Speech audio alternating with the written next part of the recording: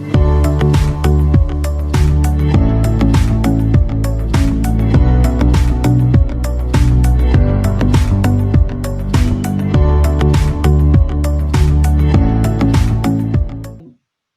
la doctora Cintia Cabrejos, médico psiquiatra del Hospital Cayetano Heredia. El día de hoy vamos a conversar un poco sobre lo que ha sido el impacto de la pandemia más bien al nivel de salud mental, sobre todo en el personal, y quería hacer la salvedad de que voy a hablar especialmente de todo lo que es el personal sanitario y no sanitario, que, digamos, tiene o trabaja o se encarga de toda la parte de salud en nuestro país. Ha habido una serie de situaciones complicadas, no solamente dentro respecto a la pandemia, sino respecto a muchas otras situaciones, y lo que quisiera es compartir con ustedes algunas de estas vivencias, en primer lugar. Segundo, un poco acercarles una forma de entender mejor lo que pasamos, lo que sentimos. De alguna manera también explicar que es algo en lo que no estamos solos, porque muchos sentimos lo mismo, y no importa mucho tampoco si, digamos, tratamos directamente a los pacientes o no, o si es que nos encargamos de parte administrativa o de alguna otra labor. De todas maneras, nos va a afectar mucho, y vamos a ver ahora un poco por qué, y también vamos a ver algunas de las cosas que hemos encontrado en el servicio de salud mental, el equipo de salud mental, y de las cosas que además están ya en la literatura respecto a esto.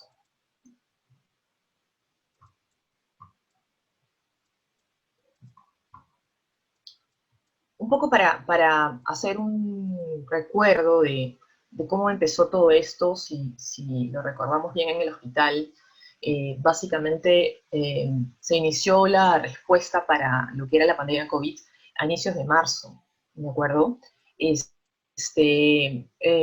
Hay algunos participantes levantando la mano. La verdad es que no sé si quieren preguntar. Yo les sugiero que, digamos, yo con mucho gusto voy a responder preguntas e inquietudes al final de la charla, ¿sí? Entonces, si es que están levantando la mano para preguntar algo, pero con mucho gusto lo haremos al final, ¿sí? Un poco para que tengamos una idea de qué se trata todo esto, como les decía. En el hospital Cayetano Heredia, el inicio de la respuesta, digamos, apareció a partir del 1 de marzo. ¿Y eso cómo se reflejó? Básicamente en que había una oferta móvil, que es una zona un poco más afuera del hospital, en la zona del centro juvenil, en la que se dispusieron espacios adecuados para poder, digamos, aceptar o atender a los pacientes sospechosos de COVID, ¿no?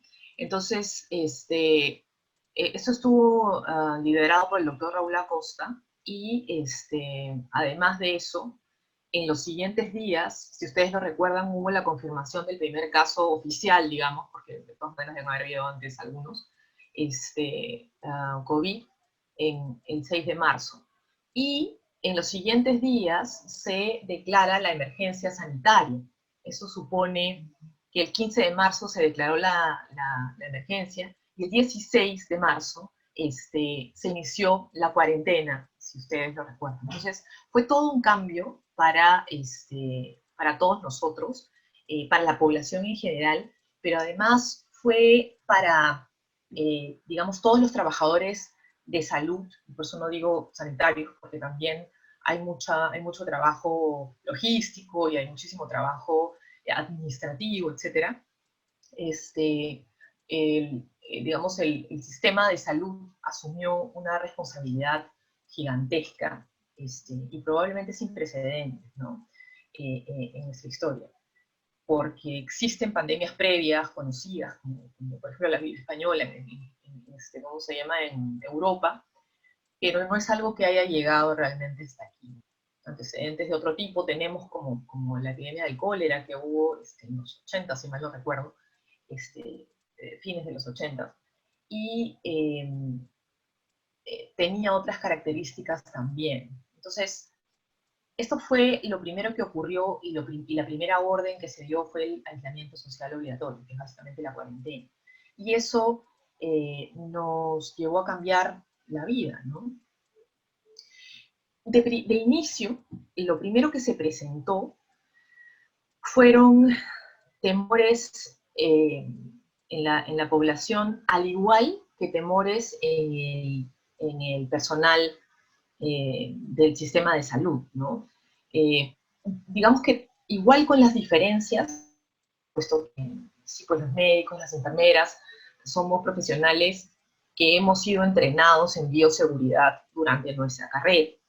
Y hay otros profesionales que trabajan en el área de salud que no tienen ese entrenamiento, pero que han sido, o que lo han conocido en el transcurso del tiempo, ¿no? Y que finalmente han sido entrenados también.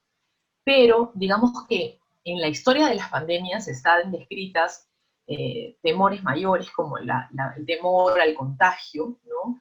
Y el temor al proceso de enfermedad, ¿no? Una de las cosas que nos lleva a la sensación de inseguridad es que son las demás personas como nosotros, los demás seres humanos, los que nos ponen en riesgo.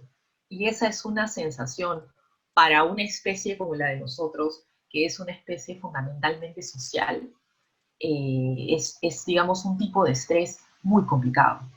Si nos, digamos, acostumbramos o entendemos ya desde la biología de nosotros mismos que necesitamos de otros seres humanos para sobrevivir, el que el otro ser humano sea una amenaza o sea una fuente de contagio supone niveles altísimos de estrés para cualquier ser humano, digamos, normal, que creo que somos la mayoría, por lo menos.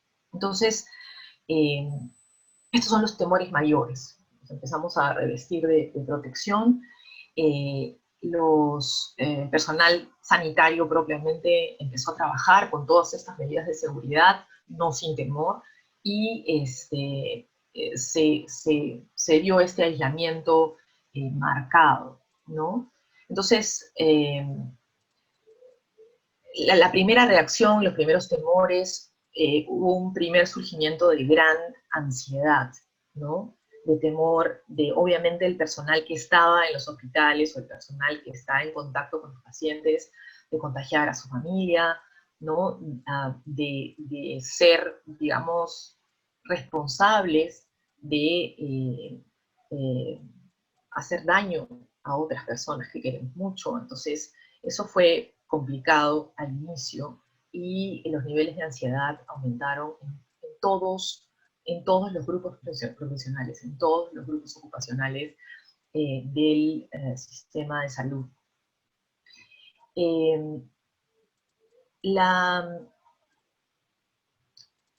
Las otras fuentes de estrés que fueron apareciendo o que se fueron, digamos, haciendo consistentes en el tiempo, fueron, por ejemplo, el temor propiamente a la enfermedad, al curso de la enfermedad, luego el hecho de trabajar con niveles altos de bioseguridad supone también una fuente de estrés, el que la mayoría del personal sanitario tuviera que utilizar equipos de protección personal y que el resto del personal tuviera que también utilizar algún nivel digamos, de equipos de protección. Y además de eso, el punto siguiente que vemos aquí, que es el desgaste por chequeo, si alguien no lo entiende específicamente,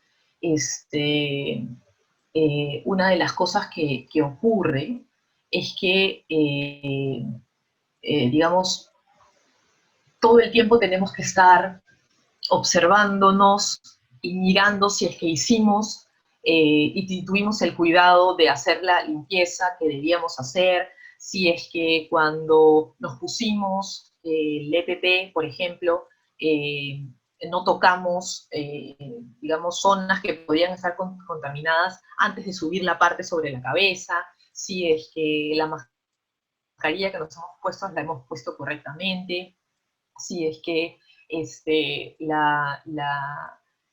digamos, la visera facial que se usa y al inicio los lentes tipo Googles están cerrados completamente y sellados adecuadamente, ¿no? Si es que, por ejemplo, nos hemos agachado y hemos tocado partes contaminadas, si nos debemos poner los guantes, si nos debemos quitar los guantes, en qué momento nos ponemos, en qué momento nos los quitamos, cómo nos los ponemos, cómo, o sea, estar todo el tiempo en este chequeo y rechequeo. Eso si es que estamos funcionando dentro de las áreas COVID, por ejemplo. Pero además, en las áreas no COVID o en las áreas administrativas o en las áreas de limpieza, también una serie de chequeos y rechequeos que, como les digo, son absolutamente desgastantes, ¿no? Otro factor de riesgo fundamental, y hablamos antes de la biología de nuestra socialidad, es decir, que somos seres sociales por definición de especie, ¿no?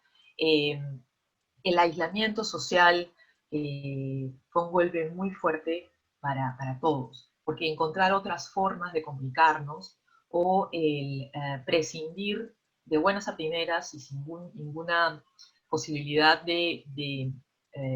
digamos, intermedios, ya no poder ver a los demás de cerca, ya no poder tocar a nadie, ya no poder eh, compartir una conversación, el desayuno, el almuerzo, la cena, en los espacios, digamos, profesionales o de trabajo, es un golpe muy complicado y carga mucho. Y finalmente, la carga social que se ha dado sobre todo en los equipos de trabajo de los hospitales, ¿no?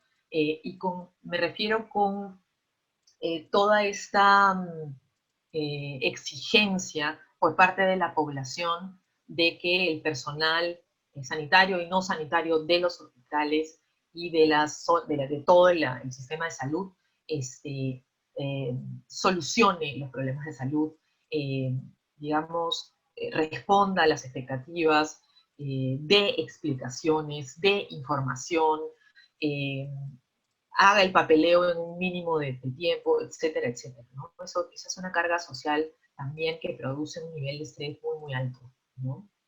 Entonces, eh, en salud mental lo que decidimos hacer fue, eh, haciendo una observación desde fuera y mirando la literatura al respecto, decidimos que, en primer lugar, la atención regular de pacientes iba a tener que ser distinta, absolutamente distinta, ¿no? Y que no podía ser presencial, esa decisión se tomó desde el inicio. Y luego, lo que también se decidió en los primeros días era que con este golpe tan fuerte de estrés y de carga, era absolutamente necesario que se tomara en cuenta el personal, ¿no? En un principio, áreas COVID y no COVID, que todavía siguen nombrándose así, pero que sin embargo entendemos que siempre en las áreas no COVID hay un riesgo COVID igual, eh, era, digamos, nuestra prioridad.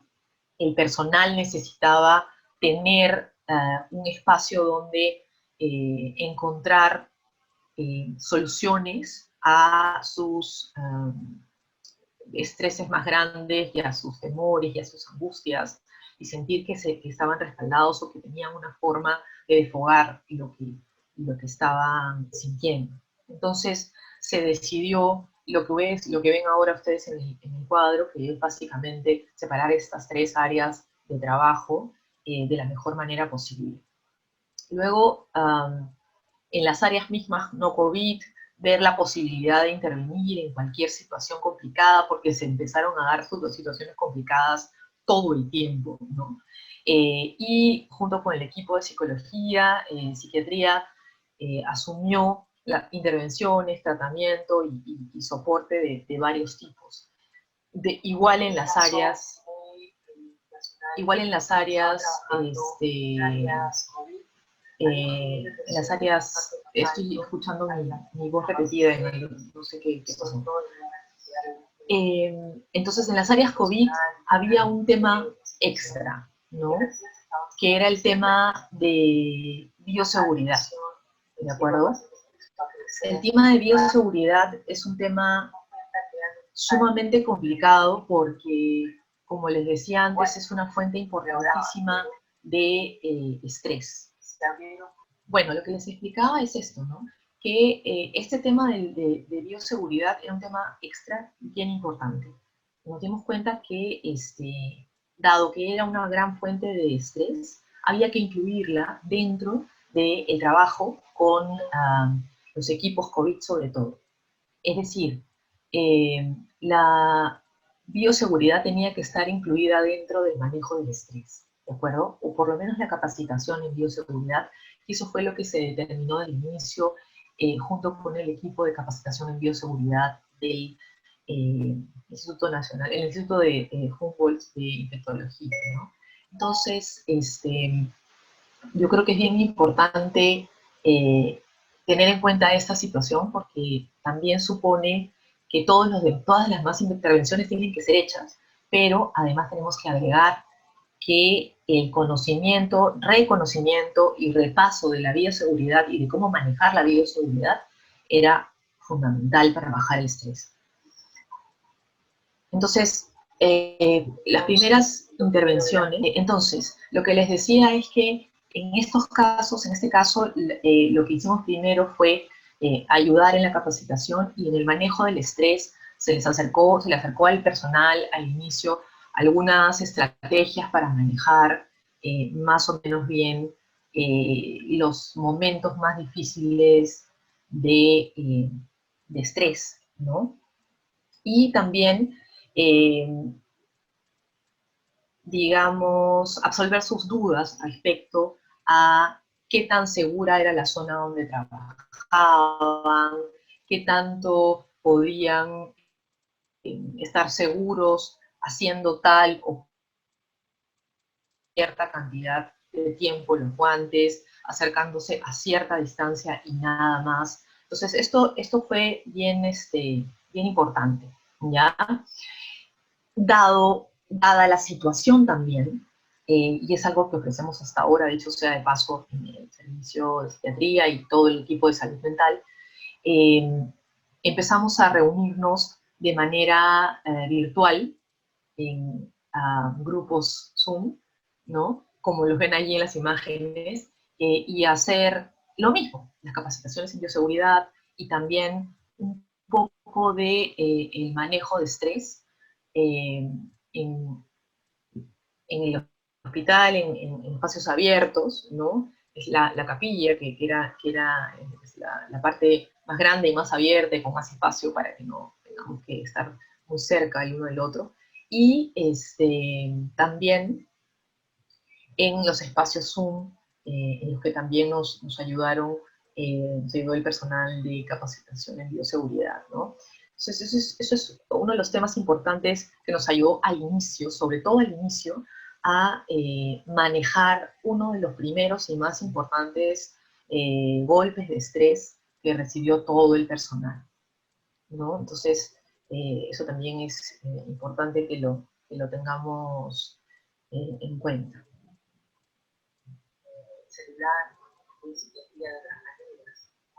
Entonces,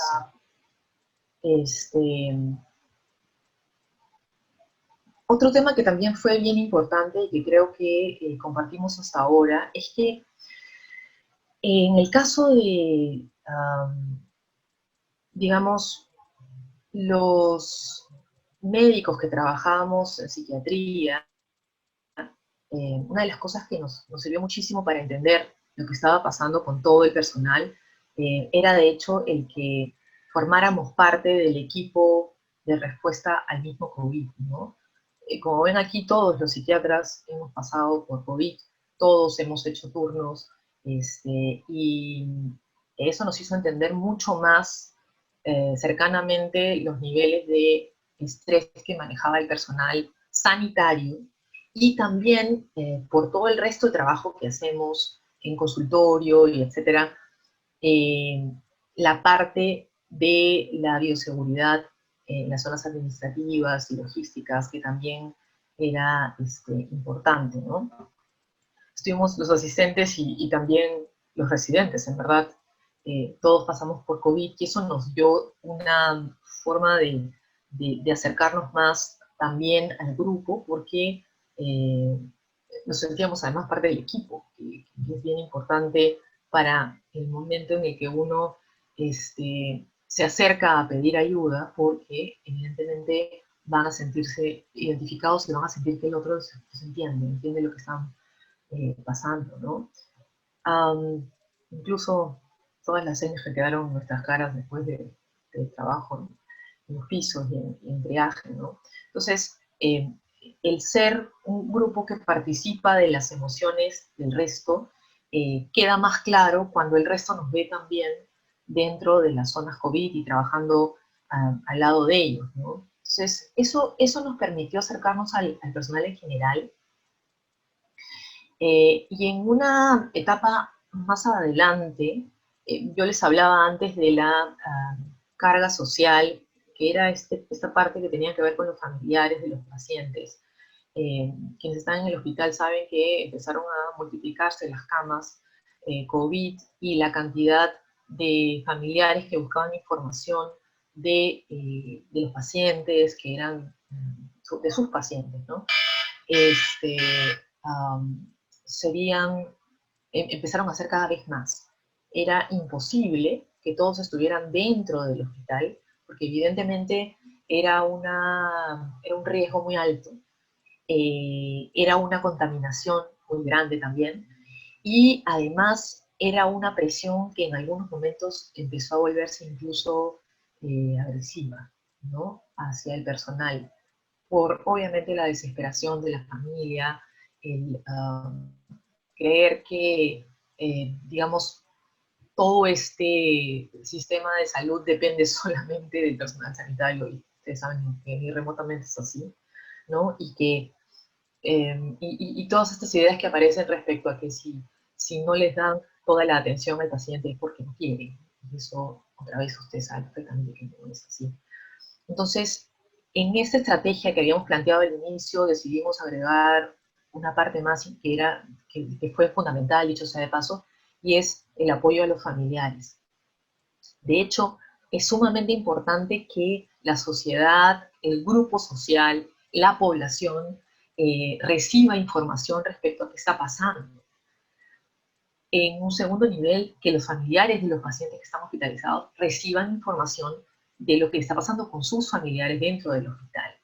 Pero además, el que el hospital tome la iniciativa de contactar con los familiares y explicarles de qué se trataba lo que iban a hacer, el trabajo con los pacientes, y les acercaran información regular, por lo menos por vía telefónica, y les explicaran también cómo iba a funcionar la seguridad desde allí en adelante, es decir, que ellos no podían acercarse al hospital, que ellos no podían entrar a los pabellones, que no podían visitar, que la ropa que el paciente había llevado teníamos que eliminarla, etcétera, etcétera.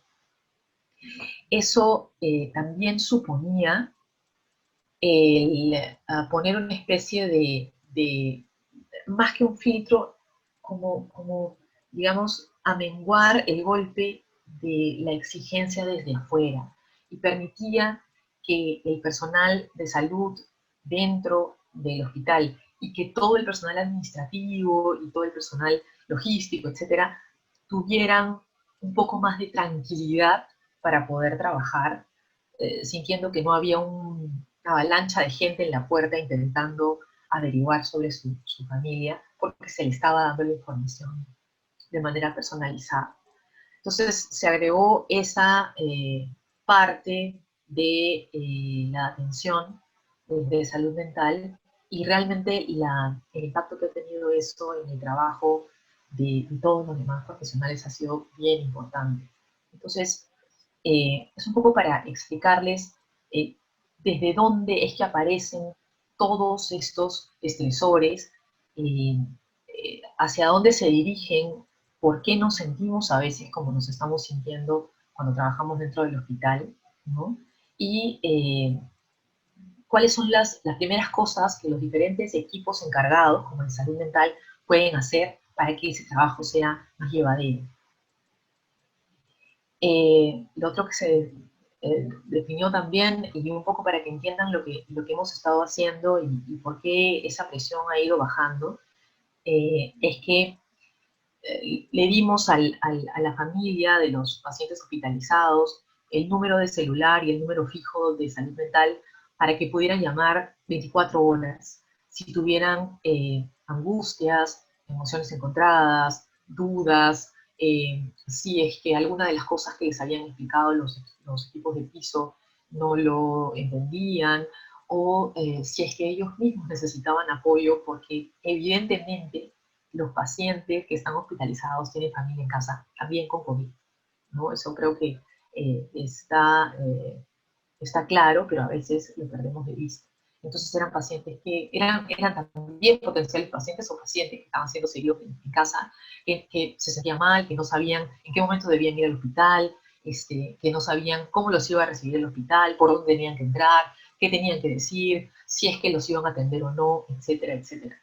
Y tuvimos que implementar una línea, digamos, que funcione 24 horas para orientar toda esta presión desde fuera y poder, digamos, manejarla y evitar que colapsara el hospital, ¿no?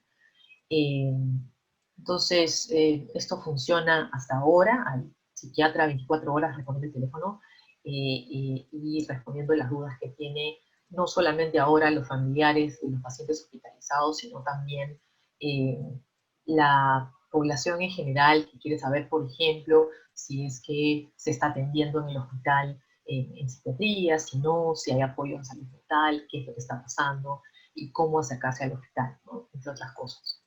Eso también es una labor, de hecho, de telemedicina, ¿no? Pero digamos que desde psiquiatría hay un equipo humano eh, muy bien entrenado para esto, por el conocimiento que tiene respecto a la emoción humana.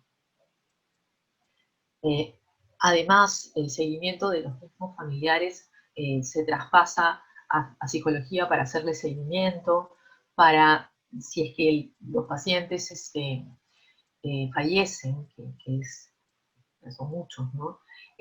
La familia tenga varias reuniones con el grupo de duelo para poder aprender a manejar este dolor tan grande, y también un seguimiento, un grupo de seguimiento de alta, que es una vez que el paciente sale de alta, se le sigue al paciente y a la familia para ver cómo, cómo está el paciente fuera. Que parece a veces irrelevante, porque bueno, se fue de alta, quiere decir que está bien, se sobrevivió, etcétera, pero o sea, llega a una casa con personas que si no están contagiadas tienen miedo todavía de contagiarse, que no entienden que si bien el paciente ya está de alta no quiere decir que esté completamente recuperado, que tienen una serie de temores, una serie de expectativas, y es a ese entorno al que regresa el paciente. No solo eso, sino además tienen que continuar tratamiento en casa, tienen que continuar rehabilitación en casa, y eso también necesita un soporte familiar importante.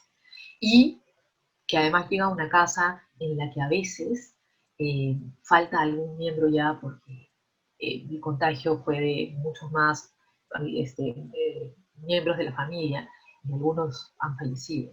Entonces, toda esa forma distinta de salir de alta son también cuestiones que hay que hacerle seguimiento, porque si un paciente que está de alta no tiene el soporte adecuado, lo que va a pasar es que se va a volver a descompensar y a veces en el regreso ya no había camas.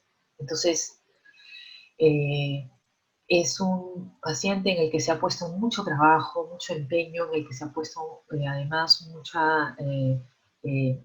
digamos, muchos recursos, en los que mucho personal sanitario ha trabajado muy duro, que lo han acompañado, que han logrado que salga de alta, y que después de salir de alta puede tener algún tipo de fracaso en la parte emocional o en la parte física, y todo el trabajo termina yéndose el agua y también el paciente sintiéndose mal de nuevo.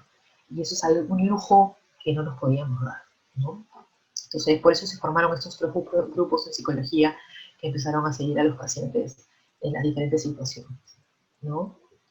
Eh, yo lo que voy a hacer ahora es hablar un poquito sobre cómo pueden ahora mismo ustedes manejar algunas estrategias para estar mejor ahora que, digamos, hay un poco más de claridad respecto a una serie de características de la enfermedad y también en la que ya muchos de los colegas y de los trabajadores y profesionales que trabajan, que están en el medio de salud, este, ya muchos se han contagiado también y han pasado ya esa etapa. Hay formas de cuidarse. Estos dos textos, por ejemplo, que sacó el Ministerio de Salud, la Guía Técnica para Cuidados del Personal de Salud y la Guía Técnica para el Cuidado de la Salud Mental en el contexto de la pandemia en general para toda la población, son dos guías interesantes que pueden encontrar en la página del Ministerio de Salud, ¿no? Pero además de eso, lo que voy a hacer es retroceder mi presentación para poder mirar lo que estábamos hablando al inicio sobre las fuentes de estrés y cómo esto también les va a permitir a ustedes manejar algunas cosas importantes a partir de detectar cuál es la razón o si todas las razones que están en la lista están, digamos, produciendo carga en ustedes. Hay diferentes formas de manejar, ¿de acuerdo? Entonces, hablamos de fuentes de estrés como el temor a la enfermedad en general, el temor al contagio, el temor a, digamos, contagiar a alguien más, y en general a todo el proceso de la enfermedad. Como les dije antes, una de las cosas bien importantes son las nociones de bioseguridad, ¿no? El uso de los equipos de protección personal y también el mejoramiento de las instalaciones. El mejoramiento de las instalaciones, de hecho, ya no depende de nosotros, sino del hospital. Se han instalado, como ustedes deben haber visto también, una serie de mejorías respecto a zonas para poder hacer la limpieza de uno mismo, a limpiar el material que uno tiene, lugares donde se puede uno duchar, muchos más espacios donde se puede lavar uno las manos con facilidad, disposición de gel, de papel, etc. Pero además, en cada uno de nosotros, la posibilidad de revisar nuestras nociones de bioseguridad nos van a hacer sentir niveles de control importantes respecto propiamente al contagio y al riesgo de contagiar a los demás, tanto como, digamos, a compartir con nuestra familia qué cosas podemos hacer para tener más seguridad en las cosas que hacemos y bajar el riesgo de contagio, ¿de acuerdo?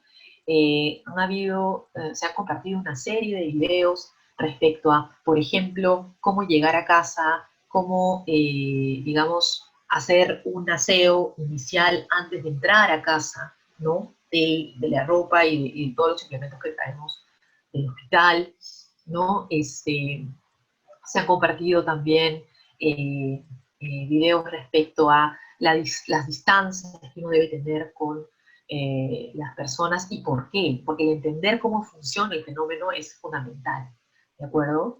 Respecto a la fuente de estrés que supone el trabajo con el equipo de protección personal, de hecho, en algún momento se encontró que el hacer pausas y cortes y el cambiar de equipo de protección personal en esas pausas y cortes era fundamental, ¿no? Entonces, ¿cómo se llama? Eso se decidió también en el hospital, se han tomado las precauciones para que haya suficientes equipos de seguridad, equipos de protección personal, y de que se vieran la forma de que hayan espacios donde se pueda descansar un poco y se pueda, digamos, recuperar uno del estrés de estar todo el tiempo con el equipo de protección personal. En el caso de tener que chequear y rechequear mentalmente nuestro proceso de seguridad y de bioseguridad, una de las sugerencias que hemos hecho a la mayoría del personal que nos lo ha preguntado y que hemos compartido con el personal que ha preguntado, ha sido el autocuidado. Es decir, el tener espacios en casa para descansar un poco, el tener, digamos, momentos de relajación. Hemos compartido algunos ejercicios de relajación con el personal, que los hemos podido pasar por WhatsApp para que los tengan a mano y los puedan repetir cada vez que sea necesario, ¿no? El tener momentos en los que estén solos, en algún lugar en el que ya no tienen que chequear nada, digamos, ¿no? Eso también es importante. Eh, Respecto al estrés que supone el aislamiento social, este es un punto bien interesante, porque yo creo que cuando empezó la pandemia, eh, digamos, no era tan serio el tema del aislamiento. Conforme pasaron los días, el aislamiento se hizo sentir cada vez más pesado. Y además nos obligó de alguna manera a encontrar otras formas de, digamos, compartir, ¿no?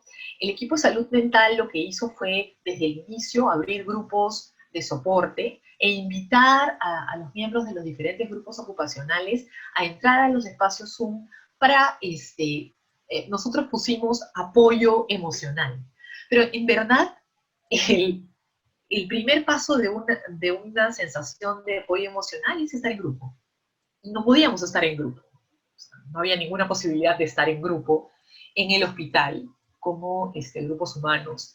Y tampoco había posibilidades de, no sé, pues salir a comer juntos, o cosas que se hacían regularmente con los grupos de amigos o con los grupos de colegas. Entonces, encontramos en estos espacios que nosotros los lanzamos un poco también, digamos, probando cuánto podíamos hacer, y que se daban situaciones de grupo. O sea, al comienzo se saludaban un poco, había un poquito de bioseguridad, conversamos de algunas cosas, luego les pedíamos que compartan con nosotros las cosas que les habían afectado. Entonces empezaban a contar sus experiencias y nunca faltaba uno que hacía un chiste, otro que le ponía un apodo o que se acordaba de una cosa de ese mismo médico, de esa misma enfermera o de ese mismo personal administrativo, ¿no? Eh, de antes, ¿no? Y empezaban a reírse y era muy simpático porque de pronto nos sentíamos acompañados. Otra cosa que nos permitió las reuniones por Zoom de apoyo, los grupos de apoyo, es sabernos las caras de nuevo, porque es chocante que no puedas reconocer a tus compañeros regularmente porque tienen puestas tantas cosas encima de la cabeza y la cara que no sabemos quiénes son. Entonces el verse sin mascarillas también era una diferencia, ¿de acuerdo? Entonces se empezaron a encontrar estos nuevos espacios de socialización. Los grupos de apoyo lo que hicieron fue, creo que de alguna manera también darles sus propias ideas a los equipos, y me acuerdo que en alguna reunión de los grupos, de uno de los grupos de residentes, se empezaron a reír y a contar chistes, y luego decidieron ellos reunirse en grupos aparte, y no necesariamente con salud mental, lo cual es absolutamente saludable, ¿no? Entonces, el encontrar nuevos espacios para socializar y encontrar nuevas formas de comunicarse eh, mejora muchísimo la sensación de aislamiento social, ¿no? No lo repara completamente, no lo mejora al 100%, evidentemente, no va a haber nada que probablemente cambie la sensación que da el estrechar la mano a alguien o darle un abrazo, pero sí mejora y ayuda bastante, ¿no? Y finalmente, la carga social y familiar, hemos encontrado a mucho profesional sanitario y también no sanitario, o sea, personal, como digo, logístico, administrativo, etcétera, de seguridad, que se aprendió el anexo de salud mental y llama y dice, doctora, ¿sabe qué? Hay un amigo aquí de seguridad que su papá se acaba de morir de COVID y está muy mal, y ¿qué hacemos? Entonces, lo que hacemos es pedirle los números y ver si podemos contactarlo y ver cómo se siente, si necesita apoyo o no. Y de la misma manera, todo el resto del personal ha ido aprendiendo cómo comunicarse con las familias más allá de personalmente, ¿no? A través del teléfono, tener siempre el teléfono del familiar a la mano, tener más de un familiar, el dar la información lo más adecuadamente posible por la vía telefónica, y eso, como digo, ha ido mejorando muchísimo y ha ido disminuyendo ese nivel de carga social y todavía se puede mejorar, es decir, si hay equipos humanos, grupos humanos trabajando en estos, con familiares de pacientes o con población en general que necesiten, digamos, algún apoyo, pueden contactar salud mental, no necesariamente siempre para que nosotros hagamos el contacto, sino muchas veces para alguna estrategia o para un espacio de reunión Zoom, por ejemplo, en la que se pueda discutir qué está pasando, ¿no? Con ayuda de algún ¿no? de los profesionales de salud mental, ya sea de psicología o de psiquiatría, ¿de acuerdo? Entonces, eh, ante las fuentes de estrés hay siempre estrategias que se pueden usar y que las que no conocíamos las hemos ido observando y aprendiendo y además inventando, porque hay cosas que no hemos usado nunca. Yo no recuerdo haber tenido reuniones Zoom antes de la pandemia. O sea, creo que muchos de ustedes deben sentir lo mismo, ¿no? Entonces, digamos que esto es un poco un resumen de lo que se ha ido implementando, un acercamiento de algunas estrategias que son útiles.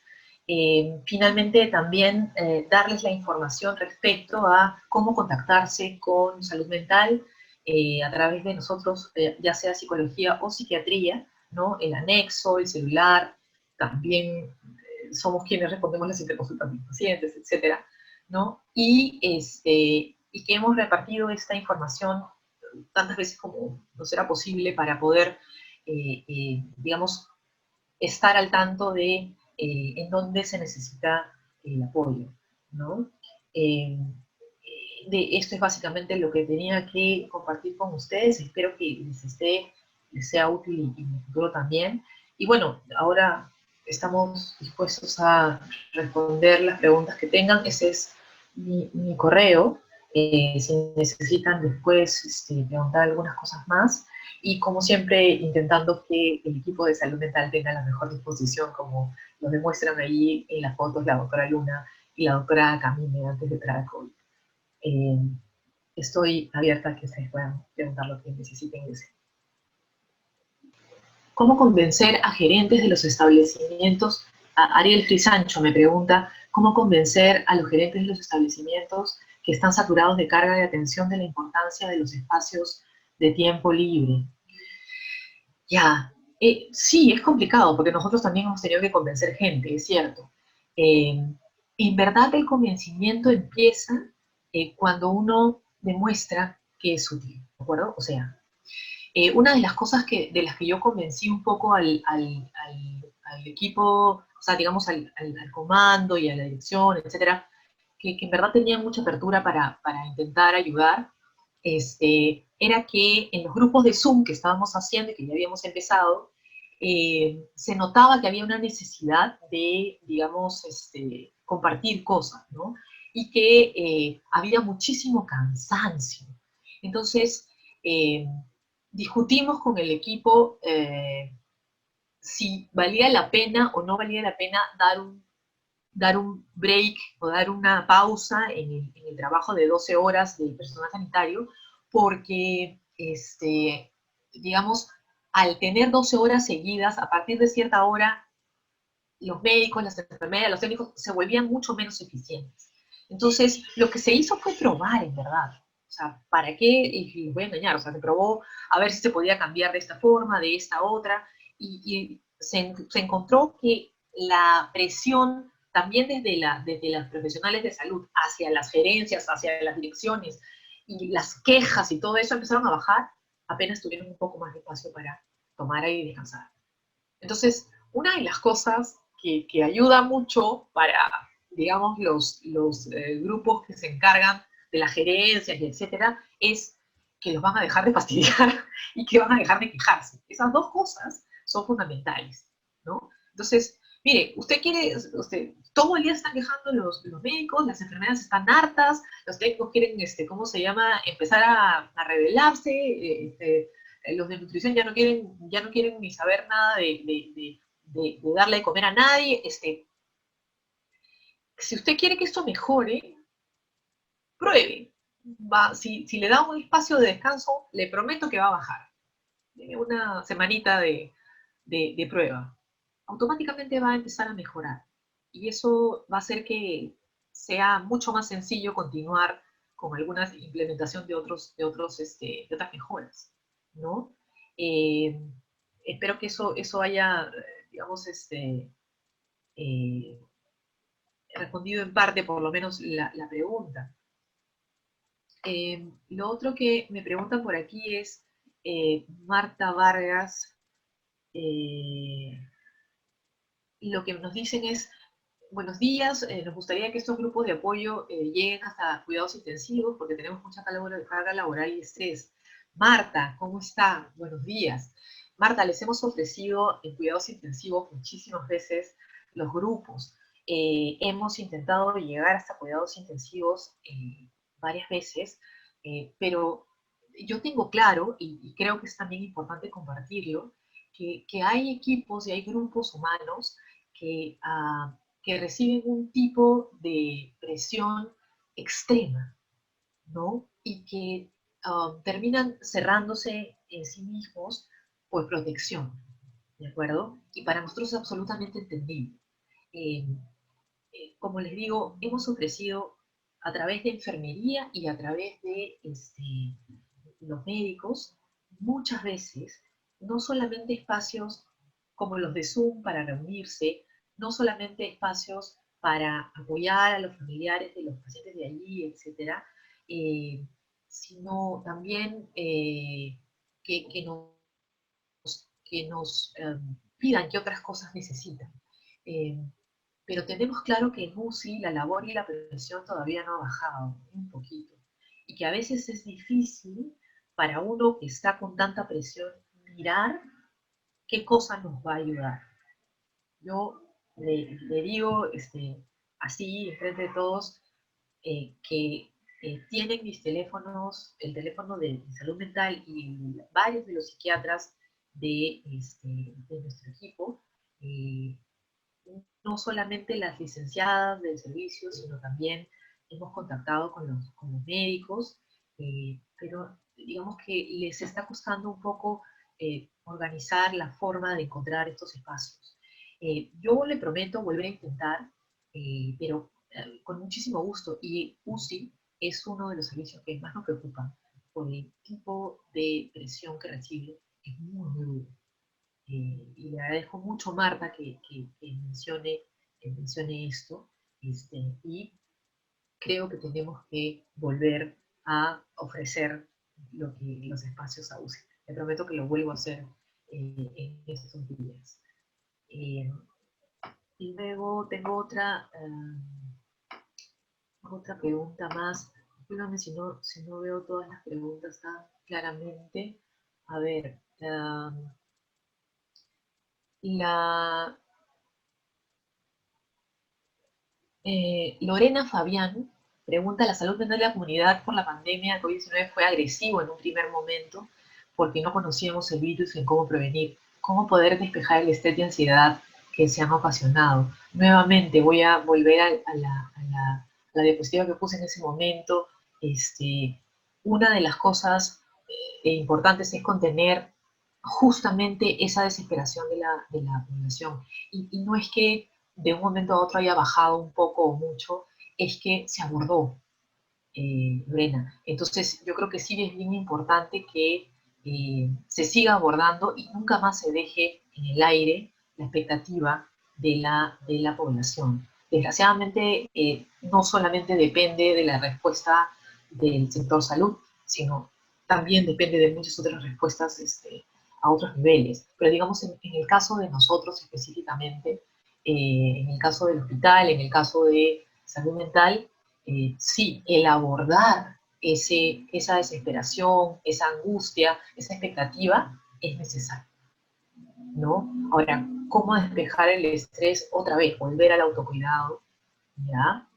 Volver a los espacios de relajación, de tranquilidad, y encontrar los espacios para compartir la experiencia de esta carga, ¿no? Eh, Evelyn Bravo nos dice, excelente trabajo realizado, muchas gracias por las experiencias compartidas. Gracias a ustedes, Evelyn, porque sin su confianza probablemente no hubiera sido posible. Um, Luego, lo que me dice Ariel Sancho también es, los trabajadores de salud eh, eh, sufren en oportunidades el estigma en sus domicilios y genuino temor de contagiar a sus familias. Correcto. Aparte de los EPPs, existen herramientas o estrategias específicas para abordar estas dos temáticas. Eh, el que tengamos algún tipo de estigma, se lo entiendo absolutamente porque nos pasa a todos, a todos los niveles del personal que trabaja en salud en general y en los hospitales en general, ¿no? Creo que el que nuestras familias, nuestros amigos empiecen a entender un poco qué es lo que hacemos y por qué lo hacemos es importante. Lo otro que existen son, como les decía antes, herramientas. Hemos usado algunos videos en los que se explican cuáles son los riesgos y cómo prevenirlos, y también en lo que se explican cosas tan básicas como cómo ponerse el EPP, cómo sacarse el EPP, cómo limpiarse, cómo asegurarnos de que no llevamos dentro contaminación dentro de casa a través de cómo llegar a casa y cómo limpiarnos antes de entrar. Esta clase de situaciones, además de la importancia del repetir las capacitaciones de bioseguridad, son fundamentales, ¿de acuerdo? Pero el estigma y el prejuicio forman parte de la naturaleza humana y hay que luchar contra ello con conocimiento y conciencia, ¿de acuerdo? Luego, Isabel nos dice, ¿cómo lograr que las compañeras de trabajo no se contagien con actitudes negativas? Esa es una excelente pregunta, pero las actitudes negativas, como las positivas también, son sumamente contagiosas, es cierto. Entonces, otra vez, yo creo que el regresar a la reflexión, a conversar respecto a los temores, ¿de acuerdo? Y encontrar fuentes de información adecuadas para despejar esos temores, nos permite deshacernos de ese momento negativo y seguir adelante, ¿de acuerdo? Entonces, otra vez, el que la otra persona sienta que hay apoyo y que hay interés en encontrar la solución al problema, eh, es una fuente de desaparición digamos, esta vibra negativa que a veces ocurre cuando alguien está muy temeroso por algo, ¿de acuerdo? Mila Urure dice, lastimosamente existe también mucha presión, por ejemplo, en trabajo remoto. Las instituciones de salud piden muchísimos informes, evidencias, informes para uno y otro, y el promedio del tiempo de labor en casa es mayor de las 7 horas al día y de manera estresante. Aunado a ello, las funciones que se cumplen en el hogar, supuestamente porque estás en casa, pero eso de estar en casa es un dicho porque la atención al personal es más allá de un horario de trabajo. Pero piensan que por ser remoto no trabajamos y hay una desvaloración desde ahí. Um, yo no sé qué tan desvaloración sea. Yo creo que en todos los tiempos ha habido a veces personal que aprovecha ciertas circunstancias. Ahora, yo creo que conforme el contacto telefónico se ha vuelto absolutamente necesario, el personal de trabajo remoto se ha vuelto cada vez más importante. Y también ha sido un proceso, ¿no? Esta idea de que por qué yo tengo que estar aquí arriesgándome y el otro en su casa tan tranquilo, tampoco es tan tranquilo, como usted misma dice, Lila. Pero también es cierto que uno de los temas que a mí me importaría mucho respecto a lo que usted comenta es que en casa uno necesita separar espacios y tiempos, ¿de acuerdo? Muchos de mis colegas y también muchos de mis pacientes me dicen, doctora, ya no tengo una hora fija de dormir, ni una hora fija de levantarme, ya no sé si estoy, si no estoy, si estoy trabajando, si no estoy trabajando. O sea, cambiar de espacio en casa, ¿no? El trabajar en un lugar y dormir en el otro, porque hay algunas personas que trabajan y duermen en el mismo, en la misma habitación y es como demasiado, es importante. Incluso en los espacios muy chicos, yo recomiendo cambiar de lugar las cosas a la hora de trabajar y regresarlas a tu sitio, porque eso hace que nosotros cortemos y tengamos más claro el tema. El hecho de que porque uno está en casa tiene que hacer todas las cosas de casa, eso tiene que conversarse, porque no es tan fácil. Y a veces estamos en casa y no tenemos 5 minutos para hacer nada de casa. Entonces, yo lo que creo es que es importante empezar a establecer formas de cortar con el trabajo y de decir, bueno, ya no estoy más pendiente de la labor que tengo que hacer. ¿Ya? Y eso yo creo que tiene que irse ajustando, no es algo que se vaya a aprender de un día para otro, es complicado. ¿Ya? Eh, y luego Isabel nos dice, esa pandemia realmente nos ha cambiado por estrés, ahora que aparentemente ha disminuido, ¿qué aspectos se deben trabajar con familias que perdieron algún familiar?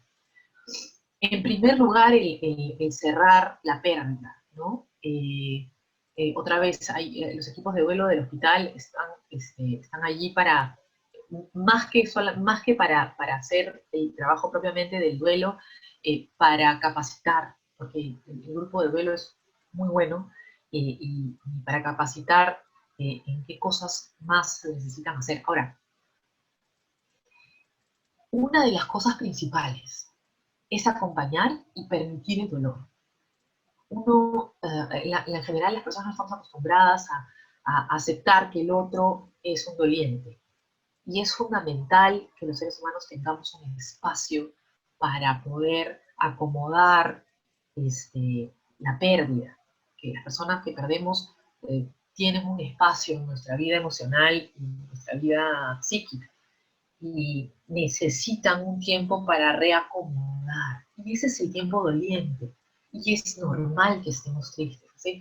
Unos días vi a un personal sanitario que trabaja en el hospital que perdió a su hijo. Este, y hace un mes. Y me dice, doctora, no me puedo recuperar de esto. Si yo lo que he dicho es, no se va, o sea, así como en un mes recuperarse de la pérdida de un hijo, o sea, no me pida que yo le dé algo para recuperarse, porque no está bien que se recupere después de un mes de la pérdida de un hijo. No es normal. Es una pérdida gigantesca. Y va a estar triste y le va a doler y se va a acordar de él, pero eso es parte del proceso de reacomodo. Y va a ir encontrando dónde quiere poner los recuerdos, dónde desea poner digamos, las actividades que él hacía o las responsabilidades que él tenía, a quién se las voy a dar. O en mi mente, a quién le voy a contar esta clase de cosas que le contaba a esa persona. Todo ese, todo ese reacomodo supone un tiempo y supone un espacio de recuerdo de esa persona y de todas las cosas que significaba para nosotros, para poder después colocar esas mismas funciones en otros espacios o decidir deshacernos de eso y ya no tenerlo. Pero eso es un tránsito necesario. Entonces, yo lo que creo es que es bien importante que permitamos al doliente que sea doliente y acompañarlo. Uno piensa a veces que solamente ir y escuchar, no tener nada que decir, eso uno se siente tonto, no. Para el otro, el saber que hay alguien ahí hace la diferencia. Eso es bien importante eso. ¿De acuerdo? Eh, Hay varios, Marco y Top me dice, varios personales de salud se autoengañan y dicen, estoy bien y todo está bien. Y me pregunta, ¿eso está bien? ¿Qué puede hacer en este caso? ¿Qué se puede hacer en este caso cuando sus gestos demuestran tensión? Eso es algo a lo que hemos preguntado muchas veces en salud mental y es porque es una Es una forma digamos, es un mecanismo de defensa, ¿de acuerdo? Y a veces lo que sirve, más que decirle, oye, estás tenso, acepta que estás tenso, es decirle, es ubicar qué es lo que le causa tensión. Una de las cosas que a nosotros nos llamaba la atención, por ejemplo, era que había algunos grupos ocupacionales que no lográbamos que se reúnan, que no lográbamos que conversen con nosotros, y nos dimos cuenta que su tensión tenía que ver directamente con la tensión que tenía el paciente o el familiar. Entonces, a la hora que abordamos al paciente y psiquiatría empezó a entrar más regularmente al piso y a mirar a los pacientes y cómo estaban, ese grupo ocupacional bajó un poco su estrés, a pesar de que nunca se reunió con nosotros o nos dijo, tenemos estrés. O sea, ¿me dejo entender? Entonces, a veces el mirar qué es lo que está causando la tensión y ver si se puede mejorar es lo que hace que, digamos, eso mejore.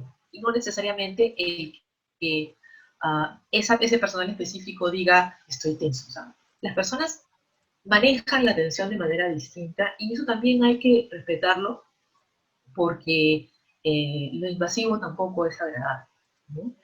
Entonces, si eso le ayuda, Marco, espero que así sea, a lo mejor puede usted armar algunas estrategias.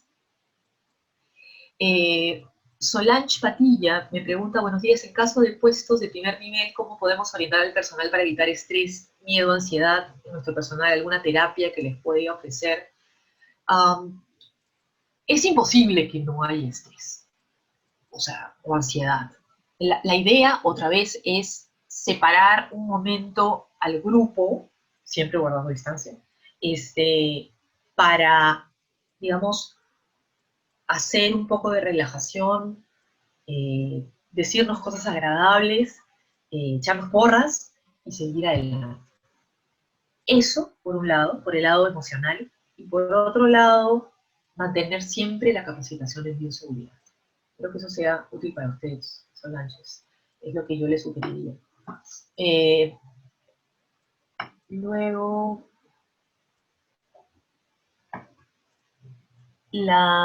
Priscila Solano Domínguez dice, en el Noguchi se ha formado un WhatsApp Familia Noguchi liderado por la doctora Ramírez, donde todos los trabajadores exponen todas sus preocupaciones y angustias. En nuestra institución, los funcionarios son ajenos a pensar en su grupo humano. Me sorprende siendo una institución de salud mental donde se brindaría toda la salud mental que necesita el personal. Y bueno, deja su correo para ver si es que puede mandarle la exposición. Le agradezco la felicitación, Priscila. Yo creo que yo soy un poco reticente a criticar sin estar allí adentro porque no sé cómo están pasando las cosas en el Noguchi. Creo que todos los que trabajamos en salud mental también somos, digamos, estamos predispuestos a tener problemas de salud mental también, somos seres humanos igual que todos y también nos equivocamos. Entonces yo creo que si es que hay algunas sugerencias, deberían acercarlas al grupo humano que elige para que puedan, digamos, encontrar algunas soluciones, ¿no? Richard Caso nos dice qué trabajos de investigación se podría abordar de salud mental en tiempos de COVID. Montones, Richard, montones, o sea, desde hacer test de burnout y seguimientos tanto al personal de salud como no sanitario, cuanto también respecto a los seguimientos de la familia, respecto a las consecuencias emocionales del COVID, y eso solamente hablando de la parte de salud mental. Espacios para investigar hay muchísimos ahorita, pero a veces el trabajo es mucho para seguir, para poder también tener tiempo de hacer investigación, pero sí, hay mucho espacio. Luego, UCI Residentes dice, doctora, buenas tardes, le escribe Marco Ríos, R4 de UCI, es conocido que el residentado implica cierto nivel de presión y estrés, y para nosotros en cuidados intensivos a veces se convierte en parte de, porque es mucho de lo que deberemos aprender a manejar a posteriori, es cierto, doctor. ¿Qué tan factible y pertinente sería el respaldo de esa especialidad para los residentes? Estamos a su disposición, doctor. O quizá evaluación o talleres para tener sugerencias que permitan mantener todo bajo control. Es imposible mantener todo bajo control. Si fuese así, yo probablemente hubiera hecho alguna otra especialidad, porque no tendría nada que hacer en salud mental. Pero sí, el encontrar espacios donde podamos discutir cuáles son los puntos, digamos, difíciles y ayudarlos a mejorarlos. Y voy a hacer un cherry, los viernes a las 8 de la noche tenemos un grupo donde nos reunimos con todos los residentes que lo deseen. Este viernes también va a haber grupo. Yo generalmente mando el Zoom a todos los residentes que conozco y si conoce a los residentes de psiquiatría, tienen el Zoom generalmente. Eh, yo no sé cuánto tiempo más tengo para responder preguntas porque ya me estoy mandando la parte de la verdad. Pero yo creo que... el ingeniero Peña me está diciendo que tenemos que cerrar la sala. Les agradezco mucho la atención. Está mi correo que lo compartí con ustedes y espero que no hayan quedado tantas preguntas. Si las tienen, siempre pueden encontrarnos en Salud Mental. ¿Ya? Muchas gracias por todo y esperemos que esto vaya mejorando progresivamente y que encontremos las herramientas para ayudarlos todos los días. Discúlpenme si no he podido responder más preguntas. Gracias a todos.